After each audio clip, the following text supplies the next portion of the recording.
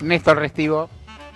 Invito ahora a nuestro hermano, compañero presidente Evo Morales Ayma a dirigirse a la testera para emitir su mensaje al pueblo boliviano. Adelante, presidente. El Producto Interno Bruto per cápita 2005 eran $1.000. Al 2014, $3.000, hermanas y hermanos. En corto tiempo, ¿cómo hemos crecido en Producto Interno Bruto per cápita? Entre superávit y déficit fiscal al 2005 era el último país en déficit fiscal con menos 5.2%. Al 2014, el segundo país de América Latina y el Caribe con un crecimiento de 1.2%. Empresas activas y creación de empresas. El 2005 teníamos 19.774 empresas. Al 2014, 144.000 empresas, con un crecimiento de 628%.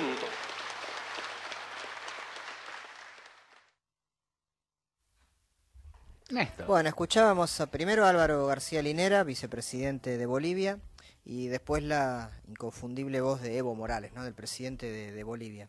¿Por qué Bolivia? No hay muchas noticias de Bolivia.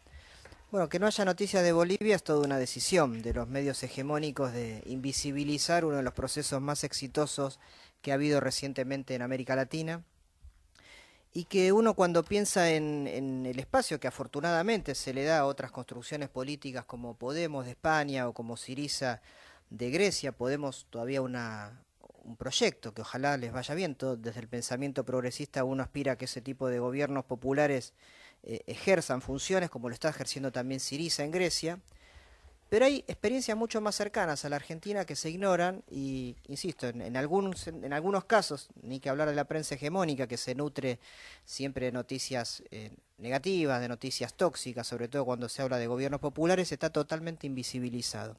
El mes pasado, en diciembre, en realidad hubo como se hace todos los diciembres, un anuncio, un informe que es un poco quizá la base estadística más de mayor excelencia que hay en la región, que es el informe preliminar de América Latina que hace la CEPAL, donde ya se anuncia que en el 2015 Bolivia va a ser una vez más el país que más crezca en la región, 5,5%. Y en el 2014 ya creció el 5,5%, fue el más alto de Sudamérica. Solamente se acercó un poquito a Colombia, pero sabemos que el resto de los países, incluido el nuestro, tuvo un desempeño pobre el año pasado, ¿sí? O sea, en general América Latina, después de un gran ciclo de expansión, en el 2014 se estancó, nuestras economías se estancaron, pero Bolivia sigue creciendo a una tasa realmente alta. Si uno toma todo el promedio del gobierno de Evo, fue menor que el de Argentina, porque rondó el 5%, Argentina es el 6%, pero mucho más estable. Y hay muchos números para señalar, voy a tirar algunos para no aburrir, algunos ya los dijo el propio presidente Evo en este discurso, que fue cuando asumió por tercera vez como presidente de Bolivia con más del 60% de los votos, hace poquitas semanas. Bueno, en 9 años, por ejemplo, que lleva el gobierno de Evo, la pobreza extrema, empecemos por la pobreza extrema, que es lo que más lacera la condición humana, ¿no? Del 38 bajó el 19%, a la mitad. La pobreza normal o moderada del 62 al 38%. Y el desempleo también a la mitad, del 8 al 3%. Uno puede decir 3%, bueno, obviamente es pleno empleo. Esto hay que matizarlo un poco. Bolivia es un país donde la condición de trabajo está muy tomada por la irregularidad, es histórico, cultural en Bolivia, y desde luego lo que acá llamaríamos trabajo irregular, en Bolivia está muy expandido, pero forma parte también del culto de los bolivianos, la venta ambulante, por ejemplo, y sobre todo, que les permite vivir a los bolivianos, pero en condiciones laborales realmente graves. Pero en lo formal, que es todavía minoritario, la verdad que prácticamente no hay desempleo en Bolivia gracias a las políticas de Evo Morales.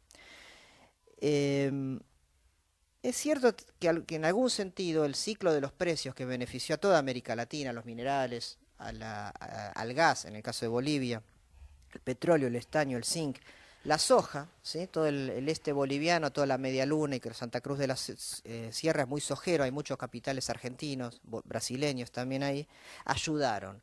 Pero esto que se limita a lo que algunos economistas críticos de estos modelos llaman el viento de cola, la verdad que no explica ni la mitad del crecimiento boliviano, porque sin políticas internas de apoyo, en todo caso, a esos precios altos, la verdad que no hubiese redundado en el crecimiento que tuvo Bolivia.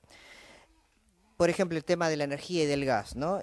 Los ingresos públicos, que eran paupérrimos en Bolivia, cuando asumió Evo Morales, traducidos en dólares, para que uno tenga una dimensión más entendible, en el 2005 eran 600 millones de dólares, lo que recaudaba el Estado en general, el presupuesto. Bueno, actualmente es de 6.000 millones de dólares, es decir, se multiplicó por 10, gracias, insisto, sobre todo al gas. Y las exportaciones, que en Bolivia también era un rubro prácticamente inexistente. Bolivia es un país netamente importador de todo, de Brasil y de Argentina y de países europeos, norteamericanos. La verdad que casi todo lo que consume uno en Bolivia, salvo bienes primarios, es importado. Bueno, llegó a 12.500 millones de dólares de la nada, un récord total, donde, insisto, la mitad fue exportaciones de gas a Argentina y Brasil. Ahí hay un fantasma en el horizonte, que es que la gestión de Evo Morales, que lo primero que hizo, hay que recordarlo, fue nacionalizar YPFB, o sea, Yacimientos Petrolíferos Fiscales de Bolivia, es la falta de nuevas exploraciones, de nuevos descubrimientos y de nueva explotación de gas y de petróleo, de pozos nuevos. O sea, lo que hizo fue restablecer algo que se había dormido en YPFB, que es trabajar sobre el gas que ya tienen, que es la principal reserva de gas de Sudamérica, de toda América hay que decir, y una de las principales del mundo. Quizás ahí falta una mayor exploración y explotación, pero como sea, hasta ahora les ha ido muy bien con ese tema. Y para no aburrirlos más con cifras, la inflación, 5 o 6% de promedio, o sea, un crecimiento alto y una inflación muy controlada y muy moderada, a diferencia de otros países que tuvieron gran crecimiento, como Argentina, pero que quizás deliberadamente el gobierno nacional toleró una tasa de inflación en Argentina muy alta, o relativamente alta. Bolivia pudo mantener esta expansión a una inflación muy baja. Y un datito, me olvida que también es importante, el superávit fiscal. Los que creemos que el Estado no es una empresa, ni una empresa con fines de lucro, la verdad que no prestamos mucha atención al equilibrio fiscal, siempre y cuando un gobierno, un Estado lo pueda financiar. Pero para toda esta prédica mentirosa del neoliberalismo, del monetarismo, que critican a los gobiernos que gastan, que tienen déficit, bueno, primero decir que en la etapa neoliberal en la Argentina, particularmente en la Argentina, siempre hubo déficit. Todas las gestiones de Domingo Cavallo, de Roque Fernández, de Machinea, que se llenaban la boca con el gasto público, siempre tuvieron déficit. En Argentina un solo año de superávit gracias a un año fuerte de privatizaciones. El resto siempre fue déficit. Con el kirchnerismo siempre hubo superávit, salvo los últimos 2 años. Y a Evo le pasó lo mismo, siempre hubo superávit fiscal, es decir, el Estado recaudó más de lo que invirtió, excepto en el 2014 que cayó, pero muy, muy levemente. Me parece igual que más allá de la cuestión de los números, lo que es interesante en Bolivia es la percepción que tiene el boliviano de sí mismo con este gobierno, ¿no? Por primera vez gobierna en Bolivia desde hace 10 años la mayoría de la población, siempre marginada, salvo periodos muy cortitos de su historia, porque hubo experiencias de gobiernos populares, muchos en Bolivia, pero duraron poco, los derrocaron siempre. Y es la primera vez que tienen casi una década de gobierno popular de la mayoría indígena y mestiza que es Bolivia, y la minoría blanca y criolla ocupando el lugar que tiene que ocupar en términos democráticos y populares. ¿Y esto en qué se nota? En la clase media, la percepción que tienen los bolivianos de ser clase media.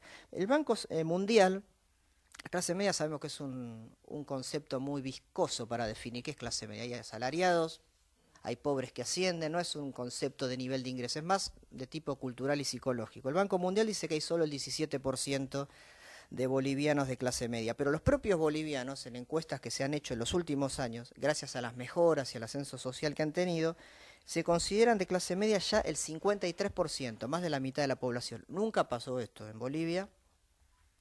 Y hay señales, ¿no? Uno dice algunas que son casi anecdóticas, pero por ejemplo hay lugares, hay inversiones de marcas extranjeras, por ejemplo el Hard Rock Café, que nunca se le hubiese ocurrido abrir un local en La Paz, ahora lo tiene.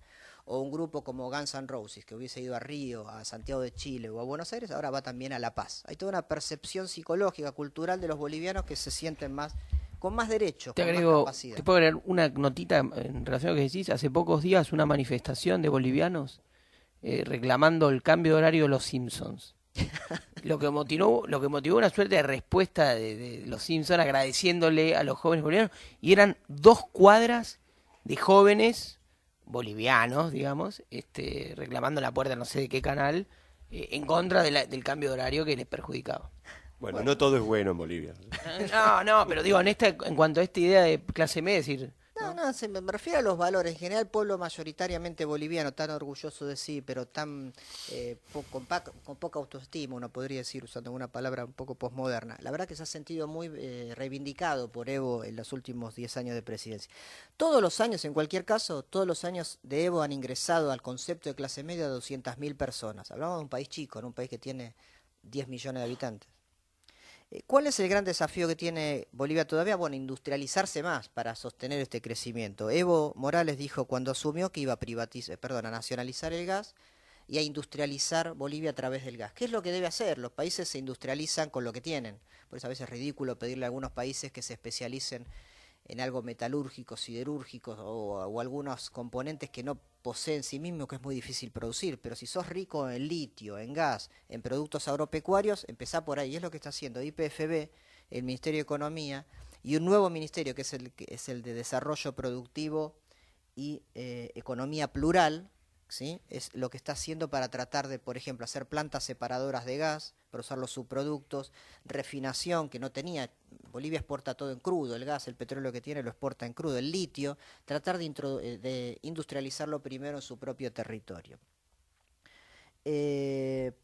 Finalmente, el proceso claramente está conducido por un partido relativamente nuevo, el Movimiento al Socialismo, que conduce políticamente Evo Morales, pero que tiene la figura de Álvaro García Linera, por eso lo escuchábamos, Linera, el vicepresidente, uno de sus principales ideólogos. Y el mes pasado, con esto voy a cerrar, un discurso que dio Álvaro García Linera, el discurso que dio al asumir, él como vicepresidente también por tercera vez, hablaba.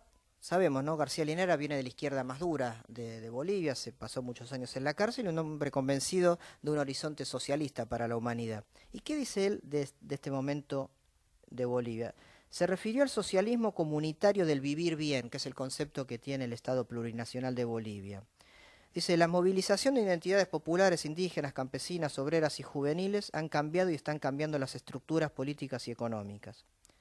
Las naciones indígenas oprimidas por siglos, los movimientos sociales explotados por décadas no solo han retomado el protagonismo histórico, sino que, como en Bolivia, se han vuelto poder de Estado y hoy conducen al país. Y se ha avanzado en 10 años más que en los 200 años anteriores. Perdón, pero eso no basta. ¿Y qué es el socialismo para Álvaro García Linera? No se hace por decreto, no es estatizar los medios de producción. El capitalismo es una civilización que ha subordinado absolutamente toda la dictadura del lucro, y que hay que reemplazarlo, que por lo menos se trabaja en un horizonte para reemplazarlo en lo que Marx llamaba comunidad universal. Otros, los del mundo andino, lo llaman ailiu planetario, otros el vivir bien. No importa el nombre, sino el contenido de comunitarización universal y total de todas las relaciones humanas. De alguna manera esta idea de comunidad nueva, de trabajar en un espacio distinto a la política tradicional es lo que persigue Podemos en España. Si uno lo lee, rechaza las posturas de la partidocracia tradicional y plantea una comunidad nueva. Syriza lo está empezando a ejecutar, ojalá le vaya bien. Bueno, Bolivia ya lo viene haciendo desde hace 10 años con excelentes resultados. Néstor Restivo.